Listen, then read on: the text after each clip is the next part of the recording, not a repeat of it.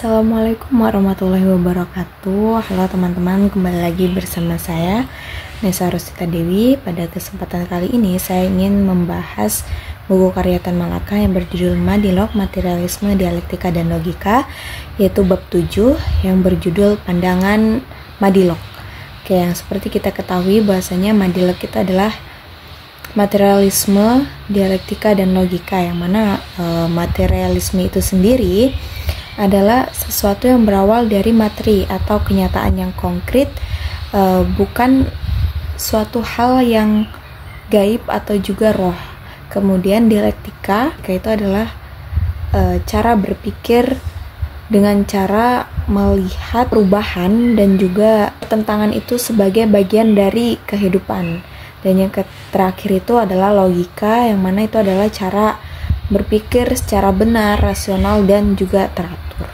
Kalau kata Tan Malaka, Madilog itu adalah sebuah cara berpikir secara materialisme, dialektika, dan logika supaya ia mendapatkan akibat yang berdiri atas bukti yang banyak, eksperimen yang banyak, dan juga sesuatu hal yang diamati. Tan Malaka juga menyebutkan bahwasanya Madilog ini bukan hanyalah buah pikiran dari Tan Malaka itu sendiri, melainkan ia adalah pusaka dari Barat, yang mana kata Tan Malaka, definisi kebaratan itu atau Madilog ini dia sangat bertentangan dengan ketimuran.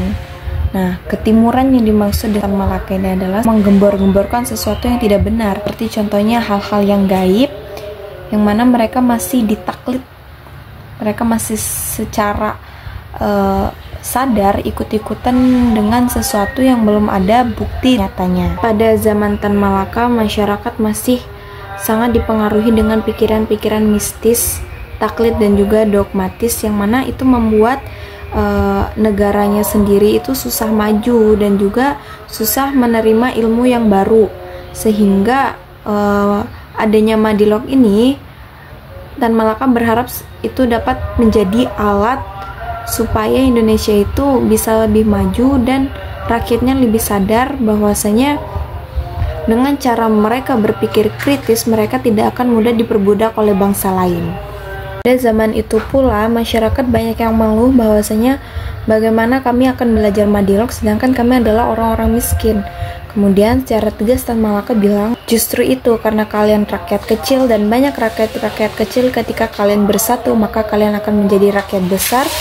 Dengan kalian berpikir kritis semua, maka itu bisa menjadi salah satu tantangan bagi mereka para penjajah untuk bisa mundur, dan itu adalah salah satu cara supaya negara kalian sendiri itu bisa makmur. Maka dari itu Madilog menjadi alat untuk kebebasan berpikir, supaya mereka bisa lebih mencerna bagaimana jalannya suatu ekonomi dan politik sosial yang ada di masyarakat mereka, dan juga mereka mampu menganalisis sebenarnya mereka itu adalah budak. Buku Madilog ini mendorong masyarakat supaya bisa berpikir secara material dan juga ilmiah, dan mendorong masyarakat supaya berpikir secara logika dan dialektika, sehingga mereka menjadi masyarakat yang perasa akan perubahan sosial, ekonomi, dan politik di sekitarnya. Dan ketika ada suatu omongan, mereka itu tidak langsung percaya, mereka tidak langsung taklid kepada omongan itu, tetapi mereka menguji kebenarannya dengan pikiran yang jernih dan data yang konkret.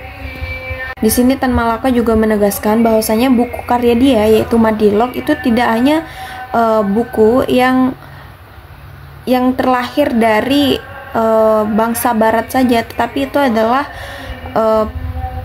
pemikiran kritis beliau yang mana itu menyesuaikan dengan kondisi masyarakat pada saat itu. Mereka diharapkan dapat berpikir secara mandiri.